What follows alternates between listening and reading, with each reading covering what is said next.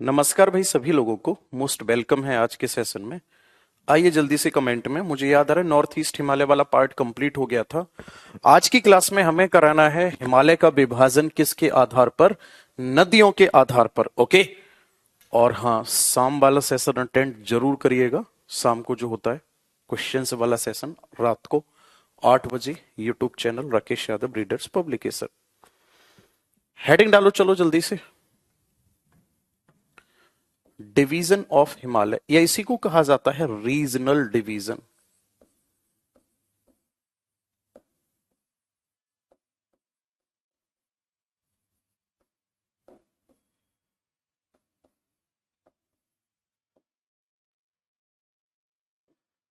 Regional division of Himalaya, इसको क्या कहा जाता है?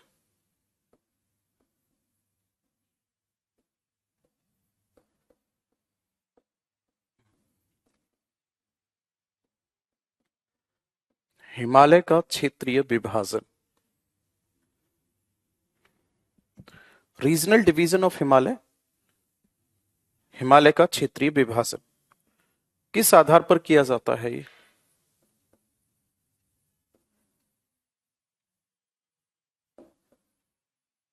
On the basis of reverse.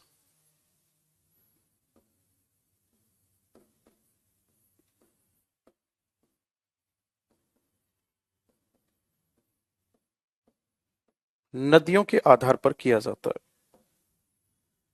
देखो कैसे किया जाता है। सबसे पहले आता है कश्मीर हिमालय,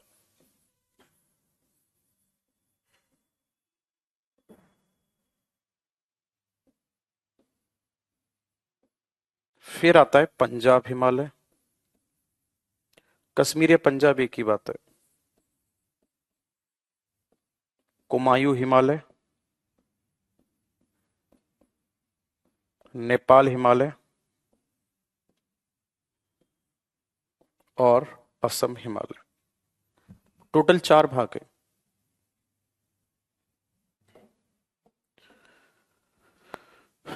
कश्मीर हिमालय कहां से शुरू होता है?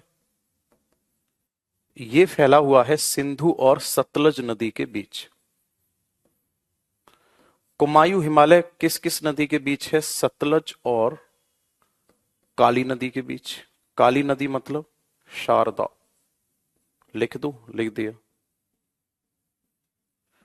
नेपाल हिमालय जो है ये है काली नदी और कौन सी नदी के बीच? तो आपका आंसर होगा तीस्ता नदी के बीच का। और लास्ट वाला कौन सा है? तो आपका आंसर होगा ये फैला हुआ है तीस्ता नदी और तीस्ता नदी के साथ साथ और किसके बीच? ब्रह्मपुत्र नदी।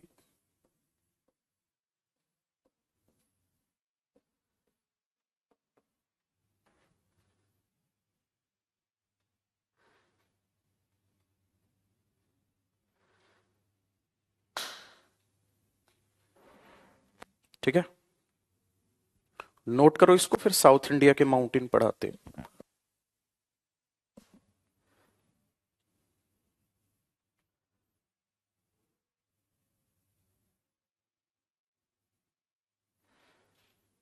बाकी सब बढ़िया है? जिंदगी में सब कुछ मस्त चल रहा है एकदम? पढ़ाई बेहतरीन? हम्म। आप में से कोई ऐसा भी है जो ऑफलाइन जिसने मेरी क्लास की हो कभी? मतलब वहां होम टाउन में, अलीगढ़ में या यहाँ पे?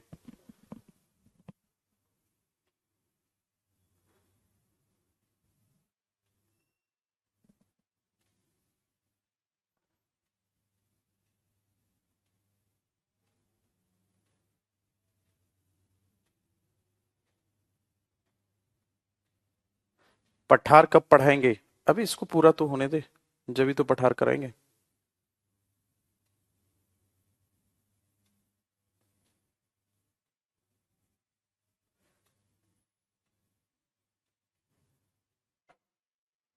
मुस्तकीम, फैजल,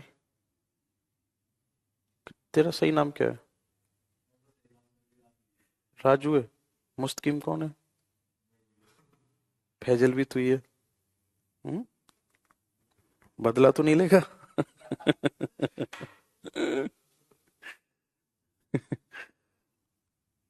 नीचे जा।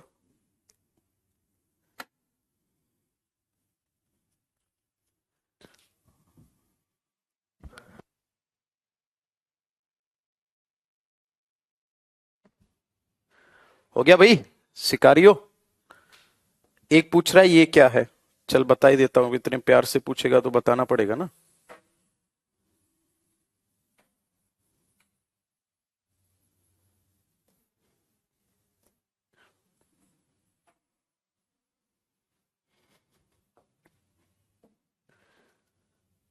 यहां से कुछ नदियां यूं निकल रही है। सिंधु नदी, सतलज नदी, है ना। और यहां से एक नदी निकलती है यूं, और ये नदी किस में मिल जाती है? गंगा में, राइट। और आपको अच्छे से पता होगा, यहीं से एक नदी निकलती है यूं आ जाती है ये, और यहां से एक नदी निकलती है यहां चली जाती है। कुछ समझ आया क्या ये? शिवांग का कमेंट आ रहा है, यार मैंने ली है आपकी क्लास, मैं तेरा यार हूं। सावास मेरे शेर। हैं? क्यों बे, यार हूं मैं तेरा। ये नदी कौन सी है? सुधर जा, पढ़ ले।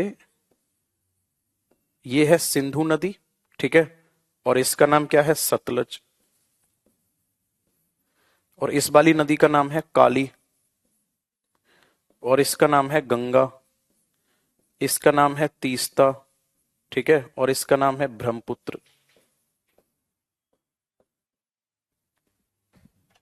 ठीक है।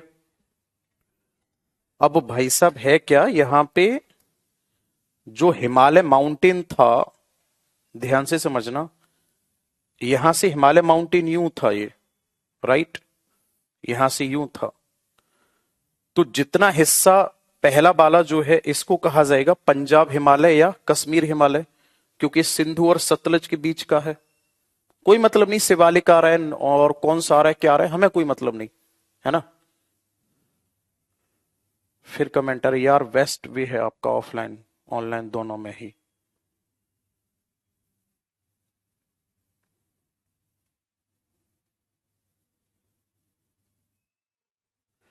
चंदन का कमेंट आ रहा है, बहुत बोर होती है आपकी class.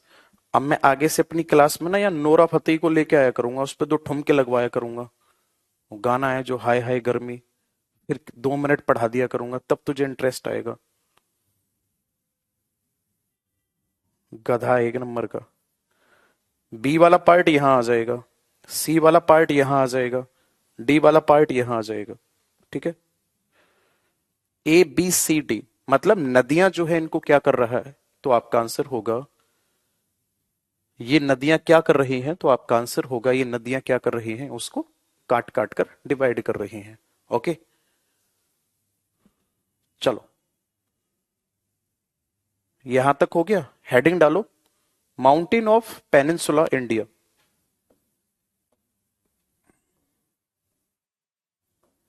Mountain of peninsula India.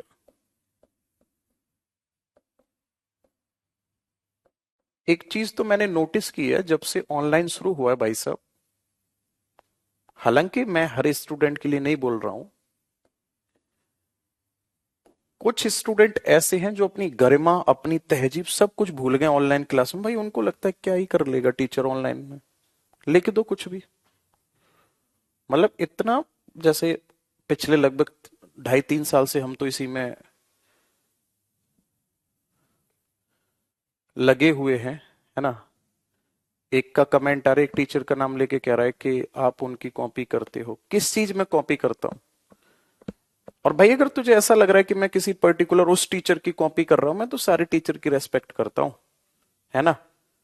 और बाकी मैं तुझे बस इतना कहना चाहूंगा, जिनका तूने नाम लिया हुआ है, एक बार बैकग्राउंड में जाके देख लेना, बैकग्राउंड हिस्ट्री निकाल के देख लेना कि कौन कितने साल से कहां कैसे कैसे जुड़ा हुआ है, और कितने साल से पढ़ा रहा है, और किसके किस टाइप के बैच आ रहे हैं, है ना। तो मुझे तो लगता नहीं है कि कुछ भी तुझे ऐसे कंपैरिजन करना चाहिए, लेकिन फिर भी मैं अपने मुंह से कभी बोलता नहीं हूं। तो और फिर भी अगर तुझे लग रहा है तो ठीक है, मेरे को कोई फर्क नहीं पड़ता। Mountain of peninsula India.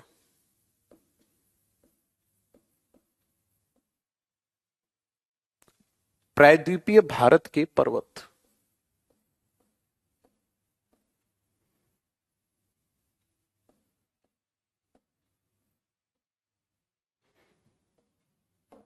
प्रायद्वीपीय भारत के पर्वत। नहीं, पागल ही लग रहा है वे। 2018 या 19 में, ठीक है, मेरा खुद का चैनल था यूट्यूब पे, मैंने पढ़ाना शुरू कर दिया था, और अपने अलीगढ़ जैसे होम टाउन से। समझ गया? जिस टाइम पे तूने यूट्यूब का वाई सुना होगा उस टाइम की बात है। वो कह रहा है जी कॉपी करते हो, बट कॉपी करते हैं। प्रायद्वीपीय भारत के पर्वतों की बात करते हैं। यहां प्रायद्वीपीय भारत के पर्वतों की अगर मैं बात करूंगा तो ध्यान से समझना।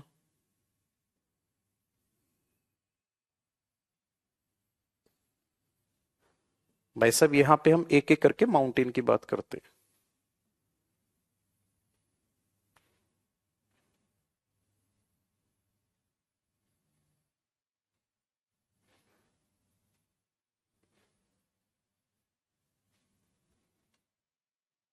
सबसे पहले हम बात करते हैं किसकी यहां पे, तो आपका आंसर होगा अरावली माउंटेन की, है ना। यहां पे अरावली माउंटेन फैला हुआ है।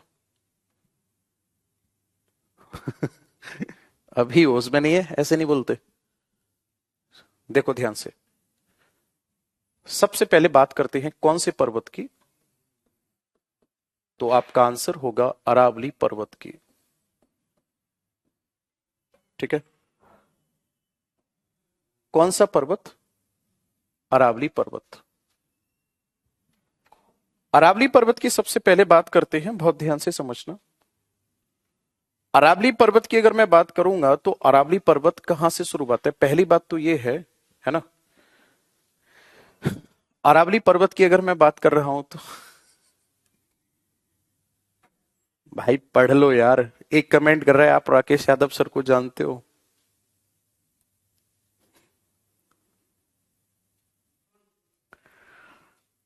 भाई तू महान है। अरावली पर्वत की अगर मैं बात कर रहूंगा तो अरावली पर्वत जो है, ऐसा माना जाता है कि अरावली पर्वत जो है विश्व का सबसे प्राचीनतम पर्वत है।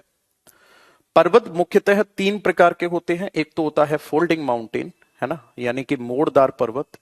एक होता है भ्रंश पर्वत, और एक होता है अपशिष्ट पर्वत।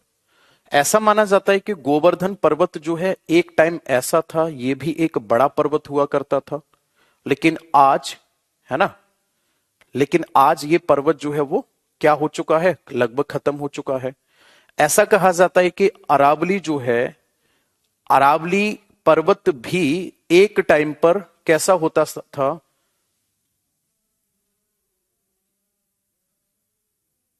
अरावली पर्वत जो है ये एक टाइम पर ये भी हिमालय जैसा ऊंचा पर्वत हुआ करता था, लेकिन आज ये हिमालय पर्वत, अरावली पर्वत जो है ऐसा नहीं है।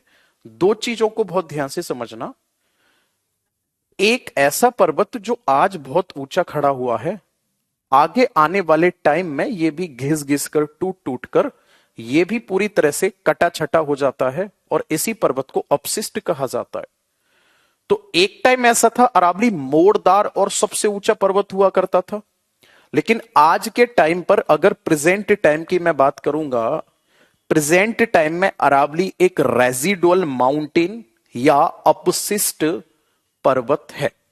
ठीक है ना, रेजिडुअल माउंटेन या अपशिष्ट पर्वत है, मतलब घिसा पिटा पर्वत है, और सबसे प्राचीनतम पर्वत है। अब मेरी बात को बहुत ध्यान से समझना। जो पर्वत सबसे पुराना होगा वही सबसे ज्यादा घिसेगा, वही सबसे ज्यादा टूटा हुआ होगा। मेरी बात समझ रहे हो ना? वही पर्वत क्या होगा, सबसे ज्यादा टूटा हुआ होगा, वही पर्वत सबसे ज्यादा घिसा हुआ होगा। बात समझ रहे हो ना मैं क्या कह रहा हूं? चलो, तो मैं लिखता हूं सबसे पहला पॉइंट कि अरावली पर्वत जो है ये कैसा पर्वत है। पहला पॉइंट हो जाएगा सबसे पुराना। कैसा पर्वत है? सबसे पुराना पर्वत है।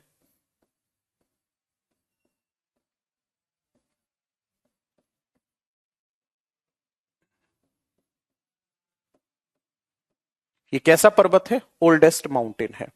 बात बराबर है। नेक्स्ट अगर मैं बात करूंगा तो आज कैसा पर्वत है? ये रेजिडुअल है। रेजिडुअल का मतलब क्या बताया मैंने?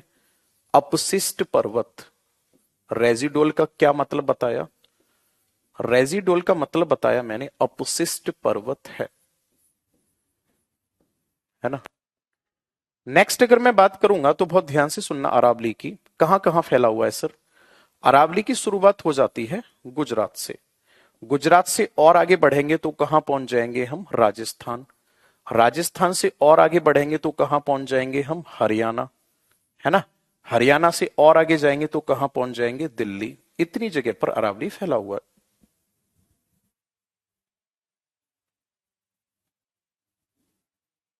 बात क्लियर है यहां तक? और ये बड़े संयोग की बात है कि हमारे भारत में विश्व का सबसे पुराना पर्वत भी है जिसका नाम अरावली है, और विश्व का सबसे नया पर्वत भी है, और नए पर्वत का नाम क्या है? तो आपका आंसर होगा, नए पर्वत का नाम है हिमालय। बात बराबर है यहां तक? Very good. अब बात को ध्यान से समझना, इस अरावली का 80% भाग राजस्थान में है, और राजस्थान में ही जिले का नाम क्या है? तो आपका आंसर होगा, जो राजस्थान में जिला है, जिला कौन सा है यार? सिरोही। राजस्थान का जिला है सिरोही जिला। सिरोही जिला में एक स्थान पड़ता है माउंट आबू। माउंट आबू स्थान है ना। और यहीं पर सबसे ऊंची चोटी है अरावली की।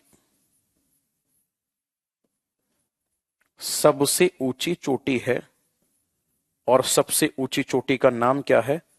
तो आपका आंसर होगा, जो सबसे ऊंची चोटी है इसका नाम है गुरु शिखर।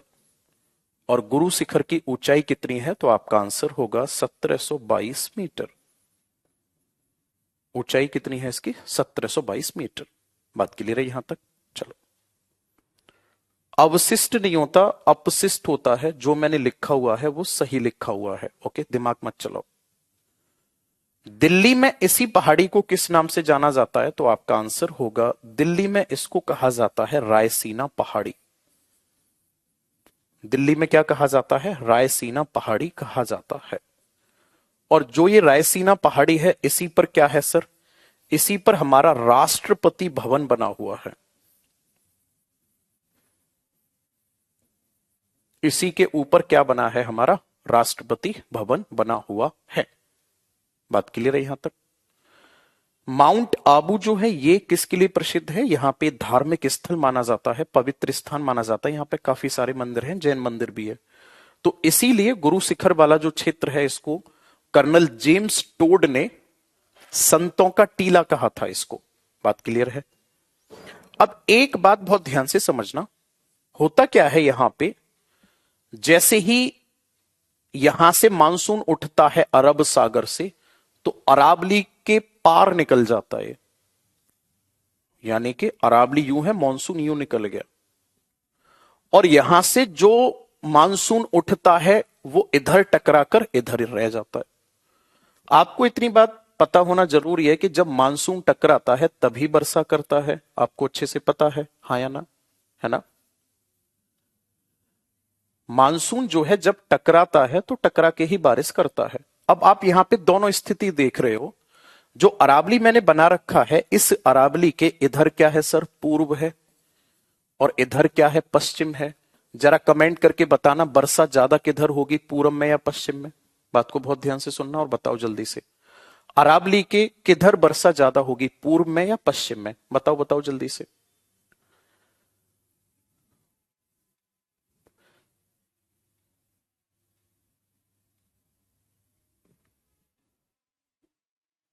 हाँ जी, बताओ जल्दी से।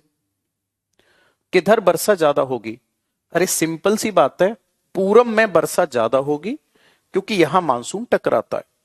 लेकिन वर्षा उतनी नहीं होगी जितनी यहां पे होती है। क्यों? क्योंकि समुद्र से दूरी बढ़ जाती है। तो ध्यान रखना, यहां पे अरावली पर्वत जो है, इस अरावली पर्वत के इधर साइड जो वर्षा होती है, वो वर्षा होती है लगभग 50 से लेकर के 100 सेंटीमीटर। जबकि पश्चिमी भाग की अगर मैं बात करूंगा तो इधर वर्षा जो होती है वो कितनी होती है, तो आपका आंसर होगा 25 सेंटीमीटर से कम होती है। राइट। तो वो क्षेत्र जहां वर्षा 25 सेंटीमीटर से कम होती है, उस क्षेत्र को कहा जाता है एरिड एरिया। उस क्षेत्र को क्या कहा जाता है? एरिड एरिया कहा जाता है, मरुस्थलीय क्षेत्र कहा जाता है। क्या कहा जाता है सर? मरुस्थलीय क्षेत्र कहा जाता है। और वो क्षेत्र जहां 50 से 100 सेंटीमीटर के बीच में वर्षा होती है, उसको कहा जाता है अर्ध मरुस्थल। क्या कहा जाता है? अर्ध मरुस्थल कहा जाता है। आगे बात समझ में? उसको क्या कहा जाता है? अर्ध मरुस्थल कहा जाता है। बात क्लियर है यहां तक? क्या कहा जाता है? अर्ध मरुस्थल कहा जाता है। तो क्या मैं यूं कह सकता हूं कि अरावली पर्वत जो है वो जलवायु का विभाजन कर रहा है? किस प्रकार की जलवायु का? अर्ध मरुस्थलीय जलवायु को मरुस्थलीय जलवायु से अलग कर रहा है। बताओ हां या ना। और एक चीज और बता दूं मैं, इस बात को आप यूं भी कह सकते हो कि इधर थार का मरुस्थल है और अरावली पर्वत ही थार के मरुस्थल को पूरे राजस्थान में फैलने से रोकता है। पूरे राजस्थान में फैलने से कौन रोकता है थार के मरुस्थल को? आपका आंसर होगा अरावली पर्वत। बताओ पूरे पॉइंट समझ आए या नहीं आए? बताइए जल्दी से, पूरे पॉइंट समझ में आए या नहीं आए? एक रंजन नाम से इंटरनेशनल लेवल के गधे का कमेंट आ रहा है कि आपने यहां पे 1722 मीटर लिखा हुआ है। अरे चाचा, यहां पे 1722 मीटर ही इसकी ऊंचाई है, तो कितनी लिख दूं यहां पे? 500 मीटर लिख दूं? जितनी ऊंचाई है उतना लिखा हुआ है। और 80% मैंने बताया था कि अरावली की कुल लंबाई का 80% भाग राजस्थान में है। पढ़ ले, दिमाग लगा ले। क्यों दुखी कर रहा है? क्लियर है यहां तक? तो मैं एक पॉइंट में लिख देता हूं यहां पे, बाद बाकी पॉइंट सीधे सीधे नोट कर दो आप। ये क्या है? जलवायु विभाजक का कार्य करता है अरावली।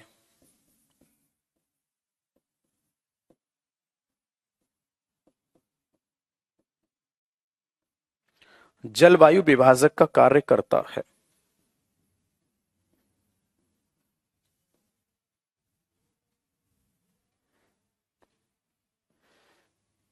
ठीक है। कहां गया वो विशेंद्र? था कौन था कह रहा था जी आप तो कॉपी कर देते हो? 21.5 साल का था मैं जब मैंने मार्कर पकड़ा था। जब किसी के बारे में पता नहीं होता है ना, तो फालतू का मुंह नहीं चलाते बेटा। और 2 बार एमएससी कर ली मैंने। ज्योग्राफी से भी एमएससी होगी इस बार मेरी फाइनल। जब आपका बैच शुरू हुआ था तब मैंने पहले दिन ही कहा था हमारे अलीगढ़ में ऐसे। हाँ ये आगे विशेंद्र। हाँ, कितने साल से जानता है तू मुझे?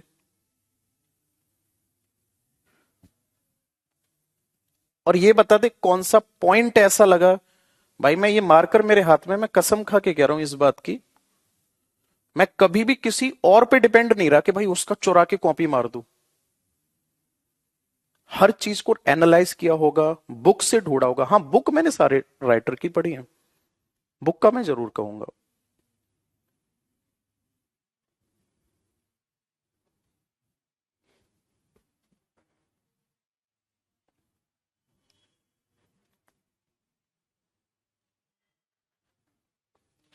एक पूछ रहा है ज्योग्राफी से एमएससी होता है? अब ये तुम पता करना होता है या नहीं होता है। एक्चुअल में ज्योग्राफी से दो चीज होती है, एमएससी भी होता है और एमए भी होता है। आर्ट साइड अगर आप पढ़ना चाहते हो तो एमए पढ़ा है, उसके लिए एमए कराया जाता है। फिजिक्स से रिलेट करके एमएससी को कंप्लीट कराया जाता है, जिसमें मुख्य विषय होते हैं जलवायु विज्ञान। ठीक है, जलवायु विज्ञान मुख्य विषय होता है। वन लाइनर लिखते चलो, जल्दी से लिखते चलो।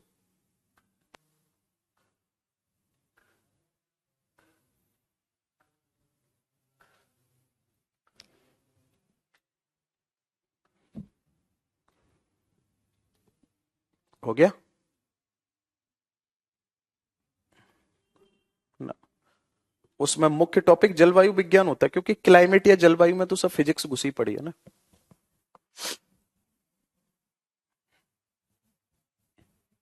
हो गया भाई, नोट कर दिया? दूसरे माउंटेन पे आ जाएं।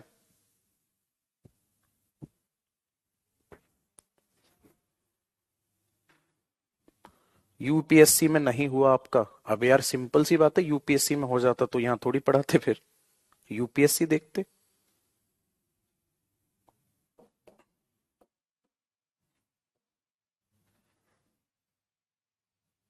चलो आगे बढ़ते हैं, ठीक है।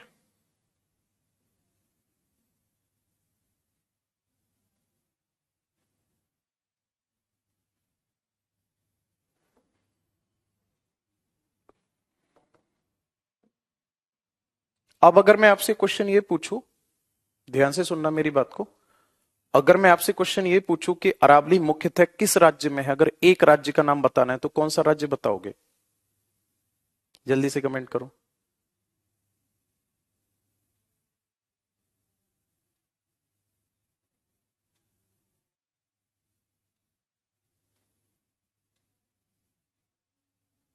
Very good. अब हेडिंग डालो, विंध्याचल पर्वत।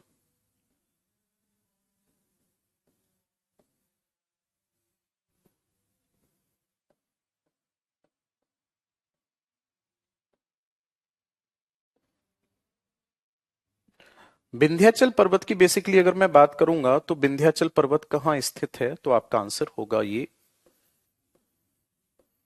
मध्य भारत में स्थित है।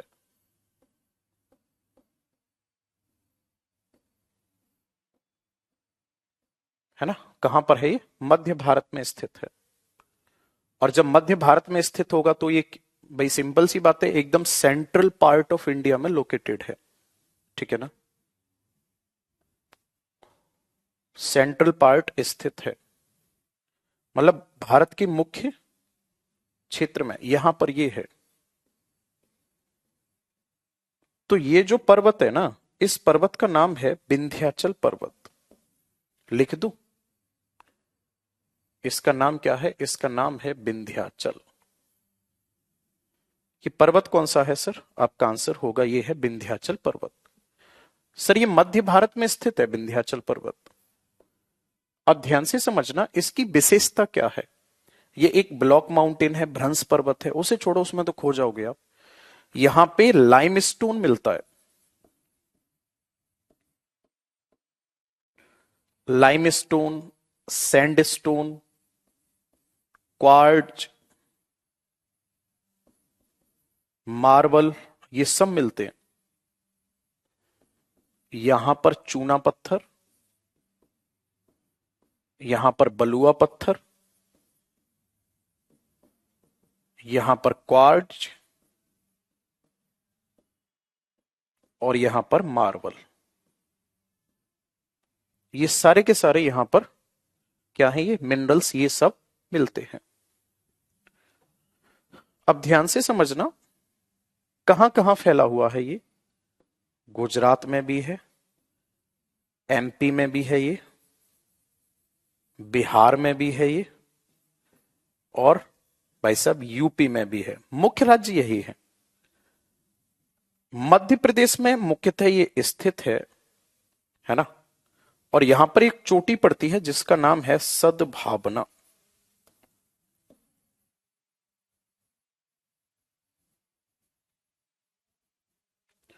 चोटी का नाम क्या है? सद्भावना।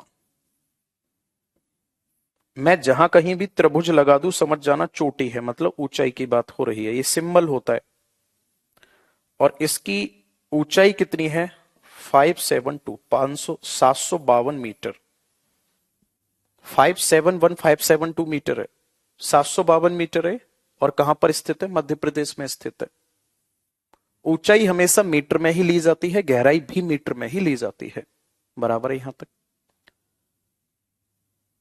इसी का जो भाग बिहार में स्थित है उसको क्या कहा जाता है? बिहार में कहा जाता है कैमूर पहाड़ी। क्या कहा जाता है बिहार में? कैमूर पहाड़ी कहा जाता है। लिख देता हूं मैं यहां, बिहार में इसी को कहा जाता है, कैमूर पहाड़ी कहा जाता है। अब मेरी बात को बहुत ध्यान से समझना, एक पॉइंट इंपॉर्टेंट है जो मैं आगे बताने वाला हूं। सर यहां से एक नदी निकलती है यूं करके और ये यहां आ जाती है, क्या नाम है सर इसका? गंगा, राइट। और वहीं अगर मैं बात करूंगा तो यहां से एक नदी निकलती है यूं और ये इधर चली जाती है, इस नदी का नाम क्या है? नर्मदा। गंगा उत्तर भारत की नदी है और वहीं अगर मैं बात करूंगा नर्मदा की, तो नर्मदा दक्षिण भारत की नदी है। तो क्या हम इस बात को यूं कह सकते हैं कि जो विंध्याचल पर्वत है ये उत्तर भारत की नदियों को दक्षिण भारत की नदियों के क्रम से अलग करता है? और जब कोई भी पर्वत या कोई भी स्थलाकृति दो जलीय भागों को अलग करती है तो उसको कहा जाता है फिर जल विभाजक। विभाजक का मतलब अलग करना, बात समझ रहे हो ना? विभाजक का मतलब क्या होता है? अलग करना। तो यहां पे हम देखेंगे कि विंध्याचल पर्वत जो है ये एक जल विभाजक का कार्य करता है। आपको समझ आई ये वाली बात? Very good. अजय नाम से ये अननेसेसरी कमेंट आ रहे हैं, मैं आपको लास्ट वार्निंग दे रहा हूं मेरे दोस्त, मैं परमानेंट ब्लॉक करा दूंगा, क्लास खुलेगी नहीं कभी करियर बिल में, ठीक है? मैं लिख देता हूं यहां पे, ये क्या है? जल विभाजक है। विंध्याचल पर्वत क्या है? मैं यहां लिखता हूं ये जल विभाजक है। सर क्यों है जल विभाजक? क्योंकि ये नर्मदा और गंगा नदी को क्या करता है? नर्मदा और गंगा नदी को अलग करता है।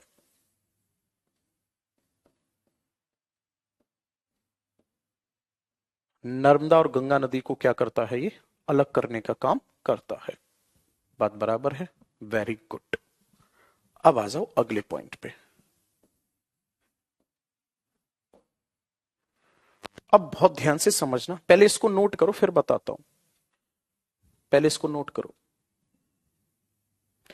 देखो मैं कई बार बोल भी चुका हूं, मुझे नहीं पता आप मुझसे एज में बड़े हो, एज में छोटे हो, बराबर के हो, क्या फर्क पड़ता है? आप जो भी हो मेरे भाई बहन जैसे हो, मेरी रेस्पॉन्सिबिलिटी बनती है कि पढ़ाने के साथ साथ मैं आपको एक सही दिशा भी दिखा पाऊं और जहां आप गलत हो वहां पे आपको सही कर पाऊं। और ऐसा मैं इसलिए मानता हूं क्योंकि एक टीचर होने के नाते मेरा इतना उत्तरदायित्व तो बनता है कि जो भी मेरा स्टूडेंट है मैं उसको करेक्ट करूं। मैं डेली समझाता हूं, अननेसेसरी कमेंट करके अपना माइंड डाइवर्ट मत किया करो। अगर आपका दिमाग ही पढ़ने में नहीं लगेगा तो फिर क्या फायदा ऐसी पढ़ाई का? समझ रहे हो ना क्या कह रहा हूं मैं? और इसी वजह से मुझे फिर कभी कभी गुस्सा आ जाता है कि भाई मैं कोशिश कर रहा हूं कि अपना समय बर्बाद मत कर, दिमाग टॉपिक पर लगा, अननेसेसरी चीजों पे मत लगा, है ना? तो इन चीजों को समझा करो। रफ कर दो इसको।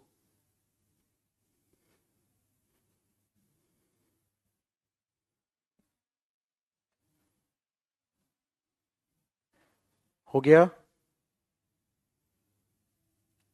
हटा दो? साहिल,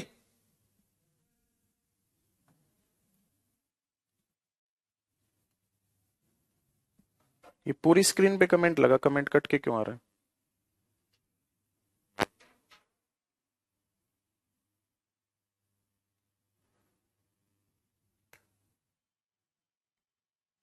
जलवायु विभाजक का मतलब होता है दो विभिन्न प्रकार की जलवायु को अलग करना। यहां अगर हम देखेंगे तो सद्भावना चोटी का नाम है। आप एक लाइन में वन लाइनर पॉइंट लिख सकते हो कि विंध्याचल पर्वत की सबसे ऊंची चोटी का नाम सद्भावना है, ठीक है ना? विंध्याचल पर्वत की सबसे ऊंची चोटी का नाम क्या है? तो आपका आंसर होगा सद्भावना है। मैंने कहा यह चोटी का निशान है, सद्भावना चोटी का नाम है, पहाड़ी का नहीं है। Sadbhavna is a peak, not a hill. चलो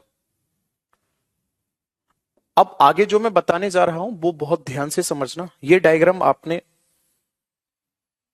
मैं वादा करता हूं किसी और टीचर से नहीं देखा होगा।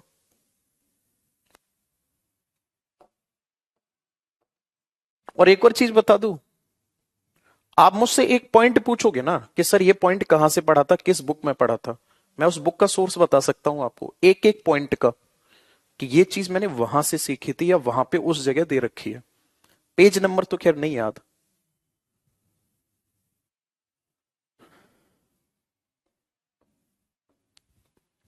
देखो, बहुत ध्यान से सुनना। सर यहां पे ये मान लेते हैं हम बंगाल की खाड़ी है,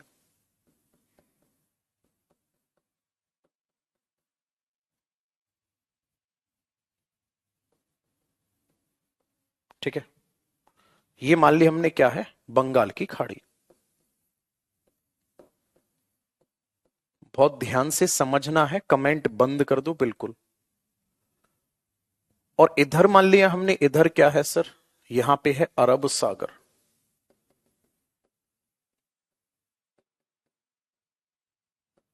अब पता है क्या मजेदार बात है हमारे, अरे यार, एक काम करते इसको इधर लिख लेते, नहीं तो फिर डायरेक्शन में आप कंफ्यूज हो जाओगे, है ना। डाइ डायग्राम बनाने के लिए कहीं भी लिखो, कोई दिक्कत नहीं है, बट फिर भी जैसी है वैसे एक्चुअल में लिख लेंगे तो ज्यादा ठीक रहेगा। ये हो गया सर अरब सागर, और इधर बना लेते हैं बंगाल की खाड़ी। अब ठीक है। अब पता है मजेदार बात क्या है हमारे इंडिया के साथ, मजेदार बात यह है कि सर यहां पे एक दीवार की तरह पर्वत है, यहां पे भी एक दीवार की तरह पर्वत है, और ये पर्वत पता है कैसे है, मानकर चलो आपके पास अपना खुद का एक पानी का जहाज है ना, और जब पानी के जहाज को आप लेकर जाओगे, यूं लेके जा रहे होगे अरब सागर से भारत की तरफ, तो आपको पता चलेगा कि भाई साहब यहां पे तो ये एक माउंटेन है, पर्वत है यहां पे। आपने कहा चलो ठीक है मैं इधर नहीं जा रहा, आपका दोस्त बंगाल की खाड़ी से आ रहा है, वो कह रहे भाई इधर भी पर्वत है, मेरी तरफ भी पर्वत है। मतलब कि पानी, पानी के बाद फिर पर्वत, पर्वत के बाद फिर समतल एरिया, फिर से पर्वत, ये हमारे इंडिया का क्रॉस सेक्शन है। ये ग्रीन वाले जो पर्वत हैं ये वाले पर्वत हैं, बात को ध्यान से सुनना समझना। ये जो पर्वत है इस पर्वत को कहा जाता है क्या, तो आपका आंसर होगा इस पर्वत को नाम दिया जाता है पश्चिमी घाट। क्या कहा जाता है, पश्चिमी घाट कहा जाता है, और इंग्लिश में इसी को कहा जाता है वेस्टर्न घाट, राइट। और ये वाला जो पर्वत है इसको कहा जाता है व्हाट, ईस्टर्न घाट। इसको क्या कहा जाता है, इसे कहा जाता है ईस्टर्न घाट। हिंदी में आप बोलोगे पूर्वी घाट। तो घाट कितने हुए, दो हुए, एक पूर्वी घाट और एक पश्चिमी घाट। बात समझ रहे हो मैं क्या कह रहा हूं। अब आप सोच रहे होगे कि सर ये माउंटेन है फिर घाट क्यों कहा जा रहा है। आप मानकर चलो हरिद्वार गए, आप बनारस गए, कहीं भी गंगा स्नान करने गए, तो आप गंगा में खड़े हुए हो, आप देखोगे ऊपर की तरफ, आप यूं देखोगे, आप कहोगे जी यार ये तो सीढ़ियां ऊपर तक यूं गई हैं जैसे एक पर्वत है। आगे बात समझ में, ये क्या है, ये सीढ़ियां तो ऐसे हैं ऊपर तक जैसे पर्वत है, आप नीचे खड़े होकर यूं देख रहे हो आप। तो एक ऐसा पर्वत जिसकी आकृति सीढ़ी नुमा हो और तटीय क्षेत्र में हो उसी को घाट कह दिया जाता है। यहां घाट का मतलब किनारे वाले क्षेत्र से नहीं है, यहां घाट का मतलब है सीढ़ी नुमा एक पर्वत। क्या मतलब है, सीढ़ी नुमा एक पर्वत। इतनी बात समझ आ गई आपको, वेरी गुड। तो अगर आपसे पूछा जाता है पश्चिमी घाट क्या है, तो आपका आंसर क्या होगा, सर पश्चिमी घाट जो है एक पर्वत है। इतनी बात क्लियर है यहां तक। चलो अब पश्चिमी घाट के बारे में पढ़ते हैं, फिर बाद में पूर्वी घाट की बात करेंगे। ओके, इसको मैं यहां से रफ कर देता हूं क्योंकि हम बाद में पढ़ने वाले हैं। पश्चिमी घाट को देखो ध्यान से। पहली बात, पश्चिमी घाट जो है ये किस प्रकार का पर्वत है। सर बिल्कुल ऐसे समझ लो कि ये मध्य भारत है, और इस मध्य भारत वाले क्षेत्र से आप, ठीक है जैसी बन गई, आप एक साइकिल लेके जा रहे हो, है ना, आपको नहीं पता चलेगा कहां जा रहा हूं मैं। मतलब आप यहां बंगाल की खाड़ी से यहां से निकले और साइकिल लेके आप यूं ही बड़े आराम से चलते चले जाओगे, बस ऐसा लगेगा थोड़ी सी चढ़ाई है, और जैसे ही आप लास्ट पॉइंट पे पहुंचोगे, लास्ट पॉइंट पे जाके आप देखोगे कि अरे भाई ये क्या, ये तो नीचे खाई जैसी है।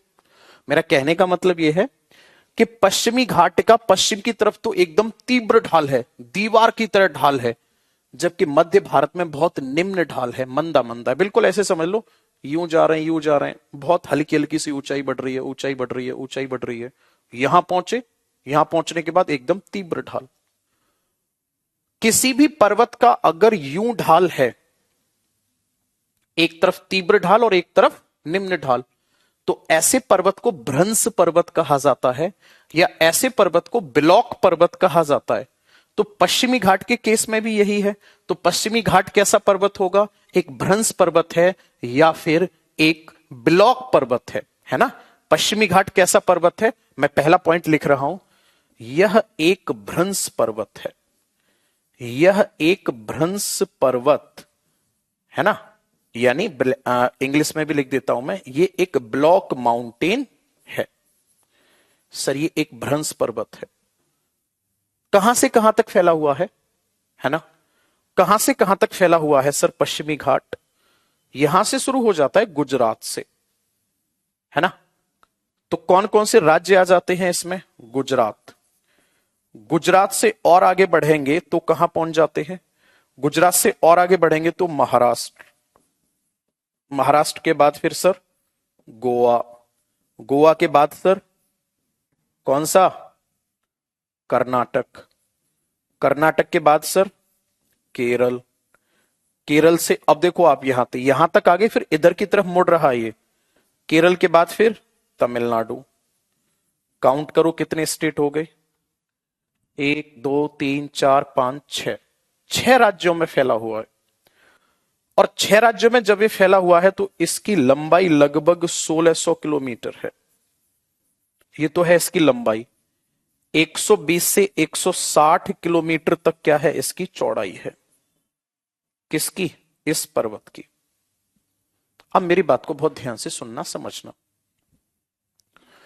अगर मैं आपसे बात करता हूं मानसून की, तो मानसून बिल्कुल ऐसे समझ लो कि आप कुएं पे गए और वहां से, बात को बहुत ध्यान से समझना, आप कुएं पर गए और कुएं पर जाने के बाद आप एकदम ऊपर तक फुल स्पीड में, मतलब पूरी ऊपर तक आप बाल्टी भर के ला रहे हो। आपने जो बाल्टी भरी कुएं से, वो पूरी एकदम ऊपर तक फिक्स है, आपने इतनी सी भी जगह नहीं छोड़ी, ठीक है ना?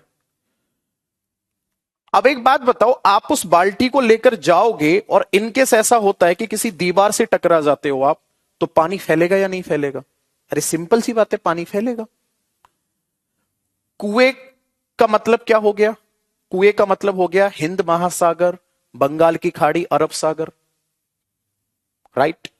आप क्या हो? आप हवा हो, मानसून हो आप।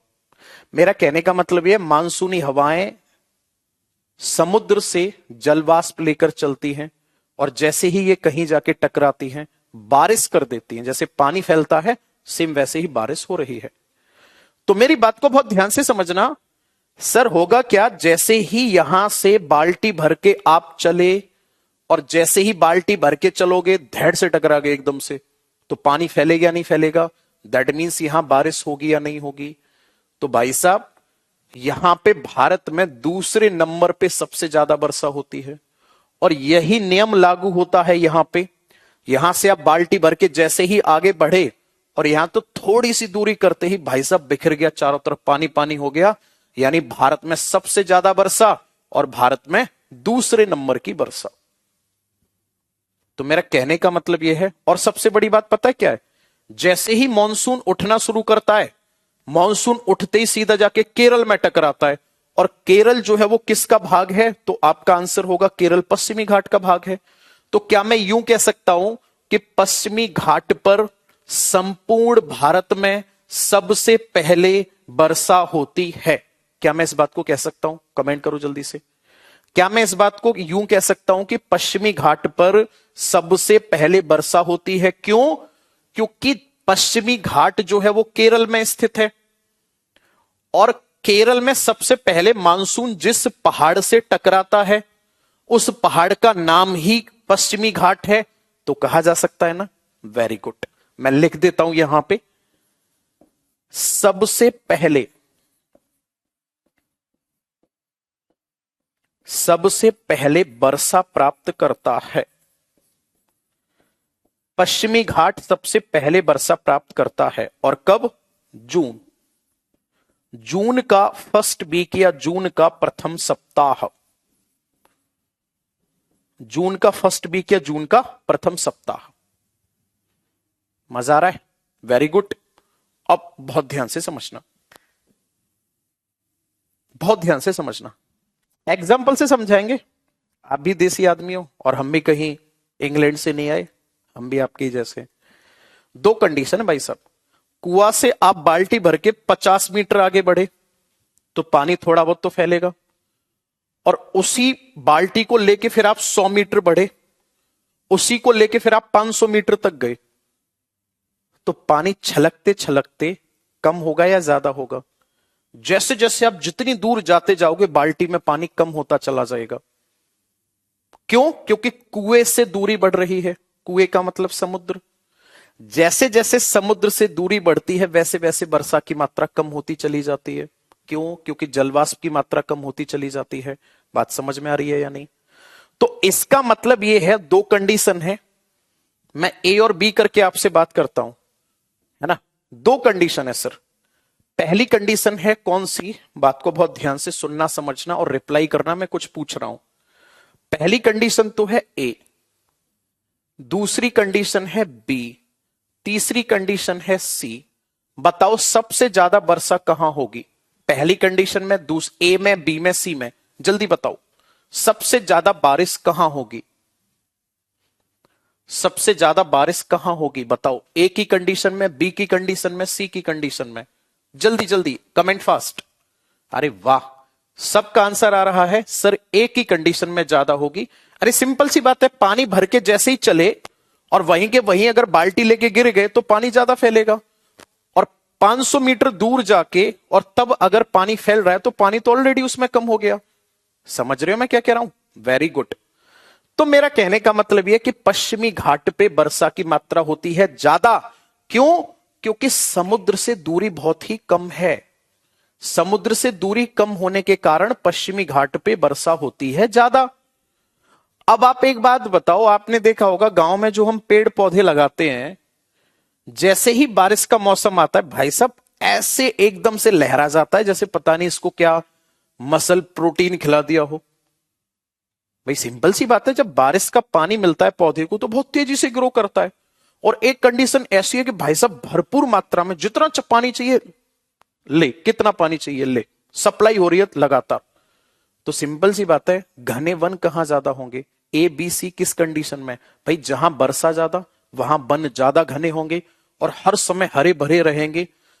तो पश्चिमी घाट पे वर्षा की मात्रा ज्यादा होने के कारण सदाबहार बन पाए जाते हैं। कैसे बन पाए जाते हैं? सदाबहार बन पाए जाते हैं।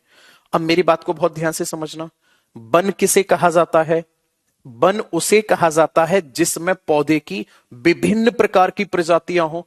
अगर एक ही प्रजाति है तो उसको बाग कहा जाता है। कभी आपने ये सुना बाग, आम का वन? क्योंकि केवल आम के ही पेड़ है उसमें, उसको वन नहीं कहा जा सकता, और वो मानव ने लगाया है। वनों की परिभाषा होती है पौधों का समूह जो प्राकृतिक रूप से उग रहा है, मानव का कोई लेना देना नहीं है। तो जब वन ज्यादा है तो पौधे की विभिन्न प्रजातियां होंगी, और जब विभिन्न प्रजातियां होंगी तो उनको खाने के लिए आसपास से जानवर ज्यादा आएंगे।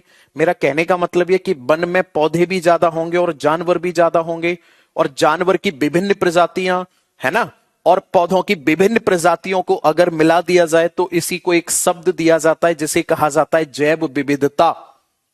तो इसका मतलब जिस क्षेत्र में वर्षा ज्यादा होगी वहां वन ज्यादा होंगे, जहां वन ज्यादा होंगे वहां पे जैव विविधता ज्यादा होगी। और पश्चिमी घाट पे दोनों ही चीज ज्यादा है। पश्चिमी घाट पे वर्षा की मात्रा ज्यादा, पश्चिमी घाट पे पौधों की संख्या ज्यादा, पश्चिमी घाट पे फिर जैव विविधता ज्यादा। तो अब अगर आपसे क्वेश्चन ये पूछा जाता है कि भारत में सबसे ज्यादा जैव विविधता कहां पाई जाती है, आपका आंसर होगा पश्चिमी घाट पर। मैं अगर ये पूछता हूं क्या कारण है कि सबसे ज्यादा पश्चिमी घाट पर जैव विविधता पाई जाती है, तो आपका आंसर होगा क्योंकि यहां पे भरपूर मात्रा में बारिश होती है और सदाबहार वृक्ष पाए जाते हैं, इसलिए यहां पे सबसे ज्यादा जैव विविधता होती है। बताओ मजा आया नहीं आया? लिखते हैं पॉइंट, लिखते हैं। मैं लिख रहा हूं यहां पे, मैंने लिखा यहां पे सबसे पहले वर्षा प्राप्त करता है, यहां सबसे अधिक जैव विविधता पाई जाती है।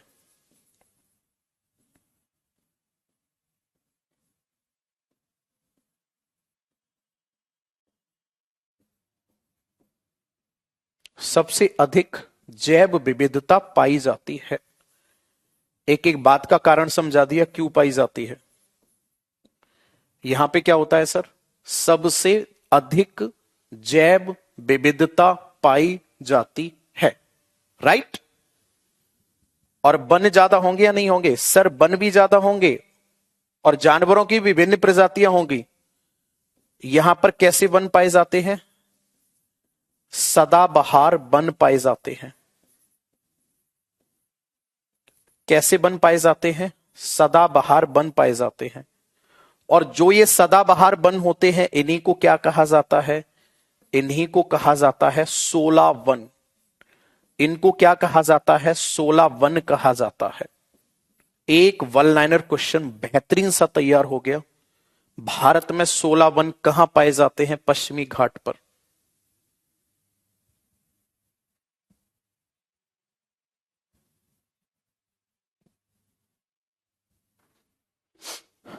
ठीक आने को थी, आई नहीं।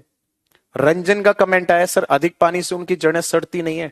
भाई तू जाके यहां केमिकल फेंक दे, है ना, तेजाब से पूरे पेड़ों को जला दे तू जाके। क्यों नहीं रिसर्च कर रहा है यार? जो सीखने की चीज है उन्हें सीख, जो तेरे पेपर में आएंगी उसे सीख। भारत में 16 वन कहां पाए जाते हैं? आपका आंसर होगा 16 वन पाए जाते हैं पश्चिमी घाट पे। बहुत सिंपल सी चीज है। इस चीज को ना देखो करना क्या है, आप अगर डायरेक्ट रट्टा मारने की कोशिश करोगे ना कि 16 वन कहां पाए जाते हैं, 16 वन कहां पाए जाते हैं, भाई साहब भूल जाओगे 3 दिन बाद। आप उस चीज के पीछे कारण जानने की कोशिश करो। उल्टा समझते हैं इसी बात को। 16 वन किस प्रकार के वन होते हैं सर? सदाबहार होते हैं। सदाबहार वन क्यों पाए जाते हैं? क्योंकि सबसे पहले यही वर्षा होती है और जून के प्रथम सप्ताह में होती है। बस जब हमें किसी चीज के पीछे का कारण पता चल जाता है तो फिर हमें समझ आ जाती है और उस चीज को हम भूलते नहीं है। बात समझ रहे हो? Very good. अब आ जाते अगले पॉइंट पे। अब आपसे पूछेगा कि सर पश्चिमी घाट की सबसे ऊंची चोटी का नाम क्या है? एक और पॉइंट हम लिख सकते हैं इसी को, जो पश्चिमी घाट है इसी का दूसरा नाम क्या है? इसी का दूसरा नाम है सर क्या? यह भी क्वेश्चन पूछा जाता है, सहयाद्री। क्या नाम है इसका? इसका नाम है सहयाद्री। पश्चिमी घाट को क्या कहा जाता है? सहयाद्री कहा जाता है। क्या कहा जाता है? सहयाद्री कहा जाता है। क्लियर है? अब आपसे पूछा जाएगा सर इसकी सबसे ऊंची चोटी।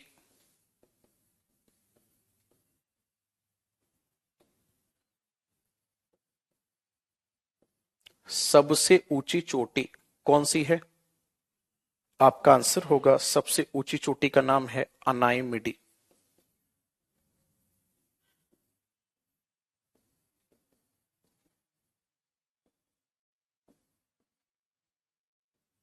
ऊंचाई है इसकी 2695 मीटर। और कहां पड़ती है ये? केरल में। नोट कर दो भाई, बना दो जल्दी से पूरा। एक कह रहा है डोडा बिट्टा है, कट। कुछ बताओ मत, है ना, कुछ बताओ मत और फालतू चीजें पूछो मत। दो चीजों पे ध्यान दो बस। कोई तुम्हारा पहला बैच थोड़ी है जो मैं यहां कुछ भी गलत लिख दूंगा, या है ना, या फिर ऐसा हो गया कि भाई रात को पढ़कर आए और अब भूल गए यहां पे। तो कभी भी किसी के पास पढ़ने जाओ, मैंने कई बार समझाया, एक तो ये बकवास मत करना कि आप किससे पढ़े थे, है ना, आप उनकी तरह पढ़ाते हो, क्या करते हो, क्या फर्क पड़ता है। मेरे बहुत से स्टूडेंट ऐसे हैं, हरियाणा में पढ़ा रहे हैं, राजस्थान में पढ़ा रहे हैं। ठीक है यार, हम किसी से सीख के आए, वो हमसे सीख कर गए। हमारा उद्देश्य है क्लास में चीजों को सीखना, हम उसी पे फोकस करें। मैंने उस दिन भी कहा था लाइब्रेरी वगैरह ज्वाइन करो, घर पे पढ़ाई नहीं हो पाती। और सुबह के टाइम पे जब रनिंग वगैरह करने जाया करो ना, रनिंग तो नॉर्मली आप करते ही होगे रोजाना फिजिकल विजिकल के चक्कर में। जब रनिंग करने जाया करो और थक जाया करो बैठकर, बजाय मोहल्ले पड़ोस की बात करने के, है ना, कि उसके क्या हाल है उसके क्या हाल है, उसकी बजाय एक दूसरे से क्वेश्चंस पूछा करो। एक दूसरे से क्वेश्चंस पूछा करो। टारगेट ये रखो उसमें कि भाई सामने वाले को उलझाना है, वो बता ना पाए, घुमा फिरा के पूछना।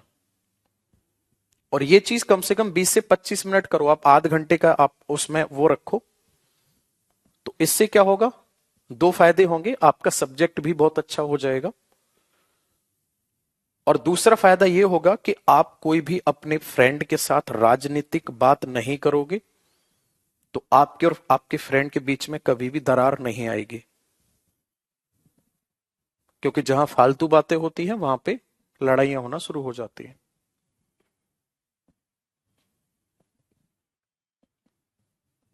जैसे मानविंदर का कमेंट आ रहा है, भैंस को पानी पिलाने जा रहा हूं। भाई तू भैंस को पानी तू ही पिला रहा है क्या?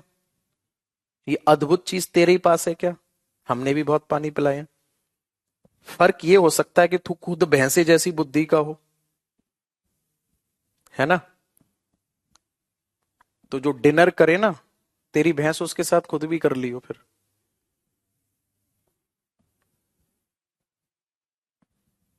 हद जब हो जाती, अभी मैं समझा रहा हूं और भाई साहब वो कह रहा जी भैंस को पानी पिलाने जा रहा हूं।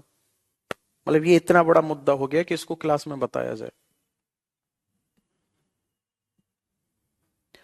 ये नोट हो गया, आगे बढ़ जाए।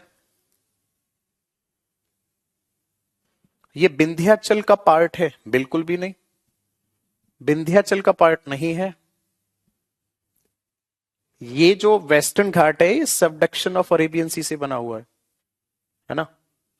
ये अरब सागर के सबडक्शन से बना हुआ है, अरब सागर के नीचे जाने से बना हुआ है। हो गया भाई यहां तक। वन लाइनर पॉइंट ध्यान से एक बार और सुन लो। पश्चिमी घाट कितने राज्यों में फैला हुआ है पूछ लो। चलो आज एक नई शुरुआत करते, 2 मिनट इसी बात के सही।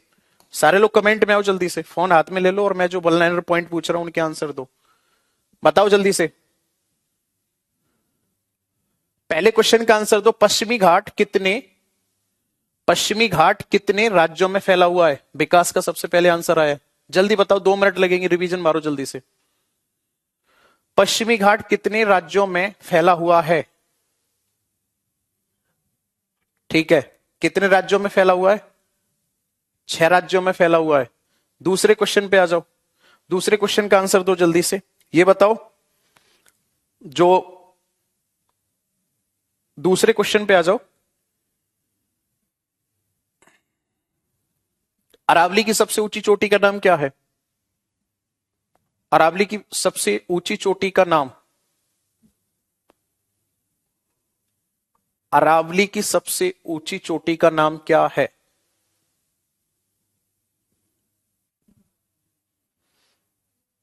सुशील ने गुरु लिखा है, ठीक है गुरु लिख दो तब भी चलेगा। अरावली की सबसे ऊंची चोटी का नाम गुरु शिखर है। वेरी गुड, वाह। कल से कमेंट यहां लगवाया करूंगा तुम्हारे बैच में। देखो मेहनत करते हैं दवा के, सामने कमेंट लगवा दिया करूंगा या बोर्ड पे कमेंट, मतलब आपको सारे लोगों के कमेंट दिखेंगे। दूसरे क्वेश्चन का आंसर दो जल्दी से, दूसरे क्वेश्चन का आंसर दो जल्दी से। पश्चिमी घाट पर अत्यधिक जैव विविधता क्यों पाई जाती है? इस क्वेश्चन का आंसर बताओ। पश्चिमी घाट पर अत्यधिक जैव विविधता क्यों पाई जाती है?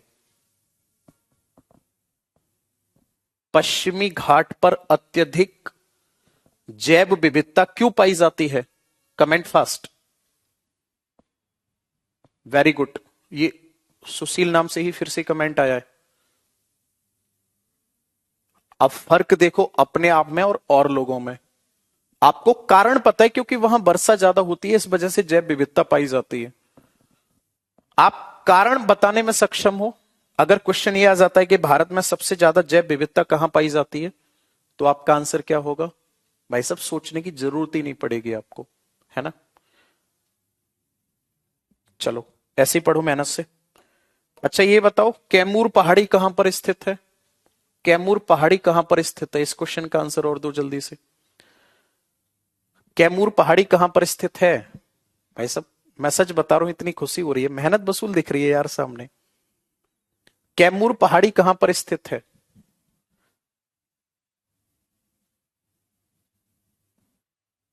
कुछ लोग कह रहे हैं बिहार में, कुछ लोग कह रहे हैं केरल में, कुछ कहीं बता रहे हैं। अबे बिहार में है। कैमूर पहाड़ी कहां पर है? बिहार में है। चलो आ जाओ कमेंट में, सॉरी अब आप नेक्स्ट हेडिंग डालो। टाइम हो लिया, ईस्टर्न घाट और पढ़ा देते। एक चीज और सीखो, ठीक है, एक चीज और सीखो। हमारा इंडिया जो है ना बिल्कुल एग्जैक्टली यू नहीं है, यूं है, ठीक है। हमारा भारत यूं नहीं है, यूं है। पूर्व की तरफ झुकाव ज्यादा है ना। और अपनी ब्रज भाषा में तो एक वर्ड बोला जाता है पनारा। अरे वो पानी जो जाता है जिससे छत का। अब सिंपल सी बात है, बारिश का पानी किधर ज्यादा जाएगा? जिधर छत का ढलान होगा उधर ही पानी जाएगा। समझ रहे हो? तो भारत का ढलान पूर्व की तरफ ज्यादा है। तो आपने एक चीज नोटिस की होगी कि अरब सागर में तो नदियां कम गिरती हैं और बंगाल की खाड़ी में ज्यादा गिरती हैं। क्यों? क्योंकि ढलान ही पूर्व की तरफ है। ढलान किधर है? पूर्व की तरफ है।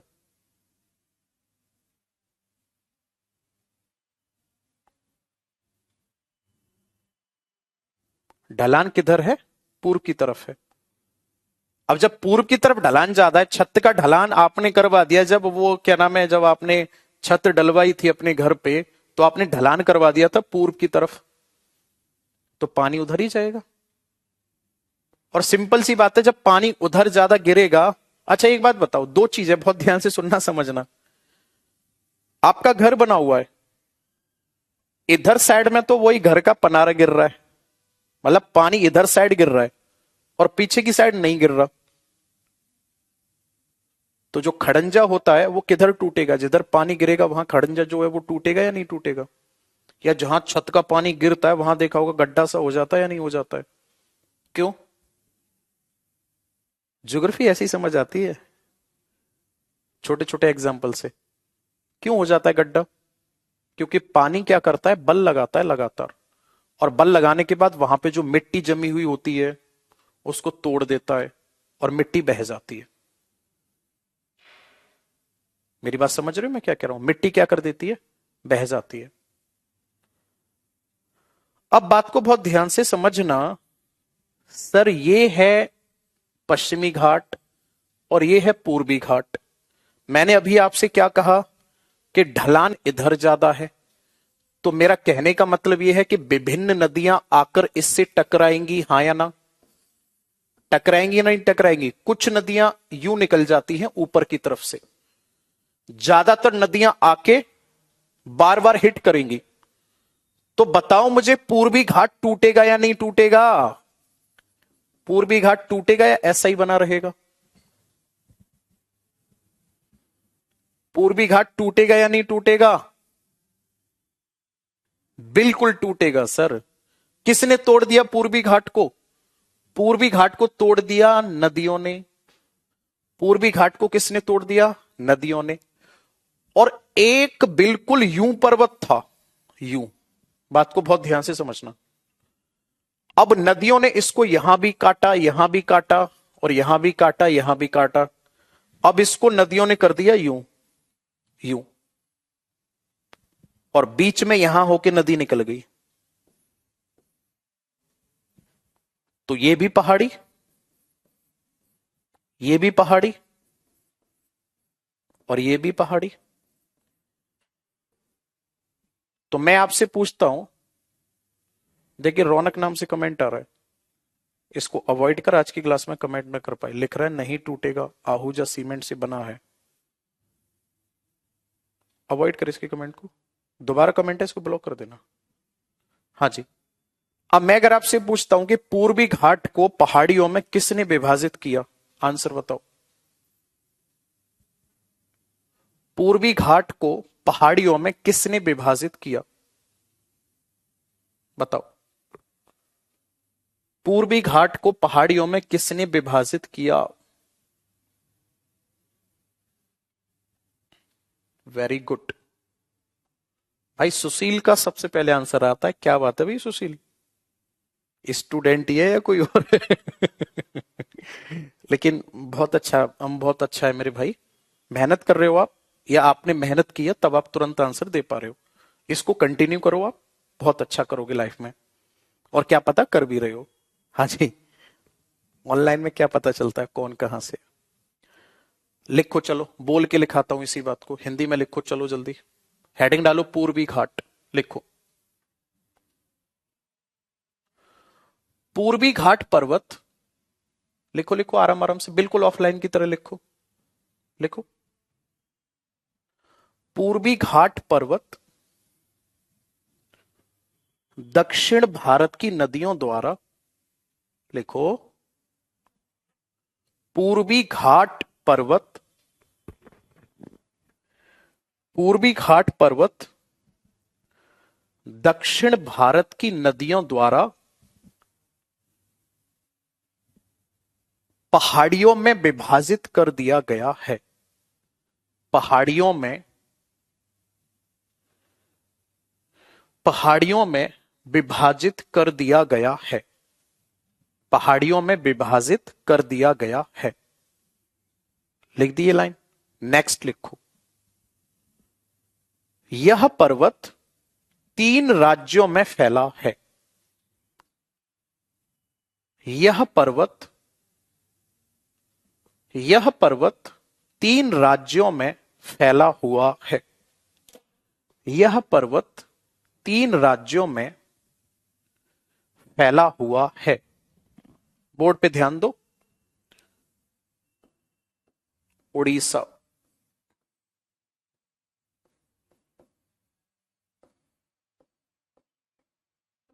आंध्र प्रदेश,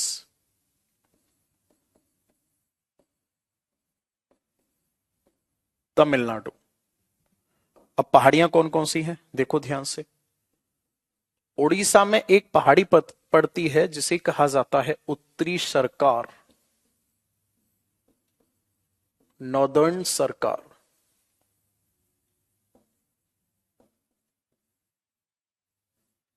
गवर्नमेंट मत लिख लेना। आंध्र प्रदेश में कौन कौन सी पड़ती है, नल्ला माला, पालकोंडा,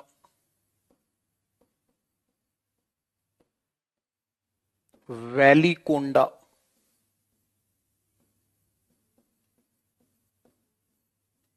ये सब पहाड़ी हैं। तमिलनाडु में कौन कौन सी पड़ती है, जवाई पहाड़ी,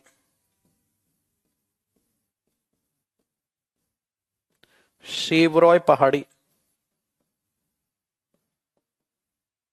पालनी पहाड़ी।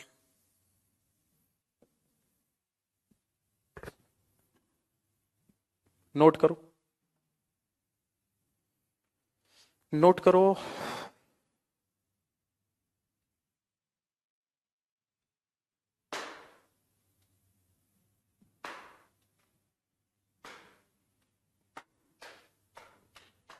अच्छा चलो, एक क्वेश्चन का आंसर दो। नॉर्थ ईस्ट की, उत्तर पूर्वी भारत की सबसे ऊंची चोटी का नाम बताओ। आज तो टाइम का पता ही नहीं चला, वीनिस का कमेंट आ रहा है। हाँ यार मुझे भी पता नहीं चला आज, टाइम का मुझे भी पता नहीं चला। मजा आया आज की क्लास में, मुझे तो मजा आया, आपका पता नहीं, टाइम पता नहीं चला 1 घंटे का। ये कौन है भाई, हेलो, प्रणाम।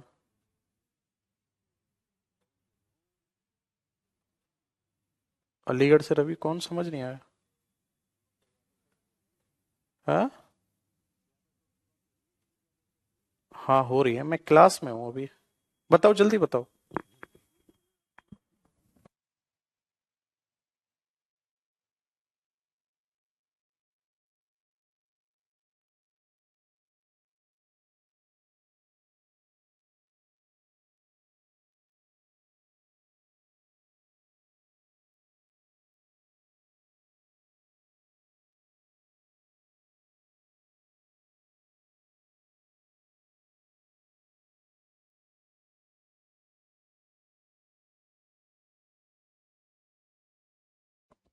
हाँ जी।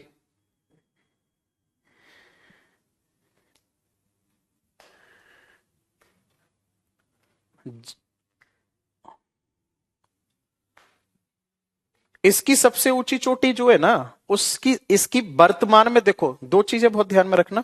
इसकी सबसे ऊंची चोटी का नाम है जिंघा गाड़ा। जिंघा गाड़ा, पूर्वी घाट की। एनसीईआरटी बताती है महेंद्रगिरी सबसे ऊंची चोटी है ना। माउंट सारावती उत्तर पूर्वी भारत की सबसे ऊंची चोटी है। इसके बारे में हम डिस्कशन करेंगे कल। और साहिल, अब जो क्लास होगी ना इस वाले यूपी पुलिस वाले बैच में, कमेंट यहां सेट कर दियो बोर्ड पे, ठीक है। कल से मैंने बोल दिया, कल से कमेंट आपको यहां मिलेंगे।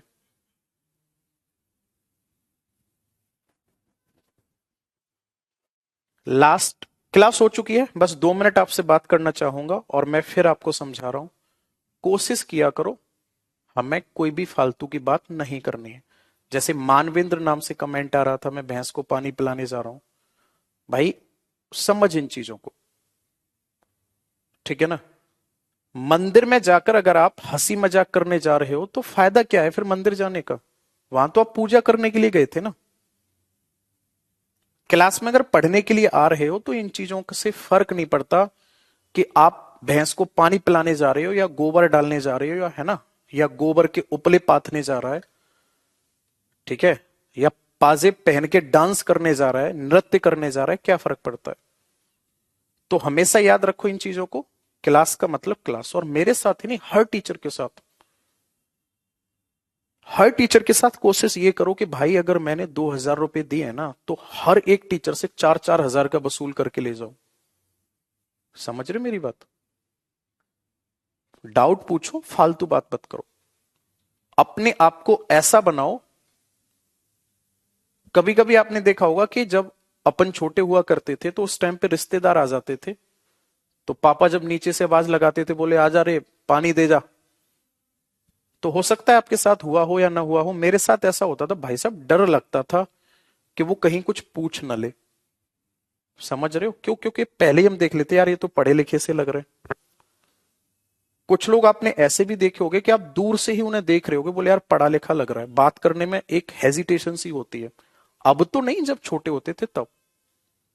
आप वेल एजुकेटेड हो, बेशक आप यूपी कांस्टेबल बनने जा रहे हो, कोशिश ये करो कि कभी भी जॉब लगने के बाद अगर आपका आमना सामना सीओ से हो जाए, एसएचओ से हो जाए, तो आप उस तरीके से पेश आओ कि वो आपसे इज्जत से बात करें। फर्क ये नहीं पड़ता आपका पद क्या है, फर्क ये पड़ता है कि आपके अंदर कितने मैनर्स हैं। समझ रहे हो मैं क्या कह रहा हूं? जो आपका एसएचओ है, जो आपका सीओ है, या आपका कोई भी आईपीएस है, वो भी आपके तौर तरीके से देख के वो भी आपसे इज्जत से बात कर पाए, ठीक है। तब तो पढ़ाई लिखाई का फायदा क्या है? जीवन का उद्देश्य नौकरी लगाना थोड़ी होता है, ज्ञान अर्जित करना होता है भाई साहब जीवन का उद्देश्य। और जिसके अंदर ज्ञान है वो ये छिछोरेपंती वाली हरकतें कभी नहीं करता। नहीं तो मेरी बात याद रखना भाई साहब, बहुत बुरी स्थिति हो जाती है जब ये अधिकारी सुनाते हैं ना ढंग से। तो कोशिश ये करो कि तब आपके अंदर इतना कॉन्फिडेंस होना चाहिए कि भाई बेशक मैं कांस्टेबल हूं और आप आईपीएस हो, क्या फर्क पड़ता है, मैं भी तो इज्जत डिजर्व करता हूं। ऐसे बनो, वहां पे पढ़ाई लिखाई दिखनी चाहिए, ठीक है। बिल्कुल टेंशन मत लो, कल भी बिल्कुल तोड़ के रख देंगे पूरे सिलेबस को। मैप पे भी कराएंगे, प्रैक्टिस भी कराएंगे, सब कुछ कराएंगे, ठीक है। और आज जो मैंने समझाया इस चीज को पॉजिटिवली लो और सोचो इस चीज को, है ना। अब आपकी वो एज थोड़ी है कि ऑफलाइन क्लास में पीछे बैठ के सीटी मार रहे हैं, मजे ले रहे हैं। अबे कल परसों बाल बच्चेदार हो जाओगे, औलाद को क्या सिखाओगे फिर? औलाद कहेगी मेरा बाप ही बिगड़ा हुआ, ये खुद सीटी मारता है मोहल्ले में खड़े होके, मैं कौन सा सुधर जाऊं। All the best, bye bye, जय हिंद जय भारत। कल मिलते हैं नए जोश के साथ। शाम को 8 बजे मिलो सारे लोग यूट्यूब पे लाइव, वहां पे 50 क्वेश्चन फोड़ते हैं आज, ठीक है।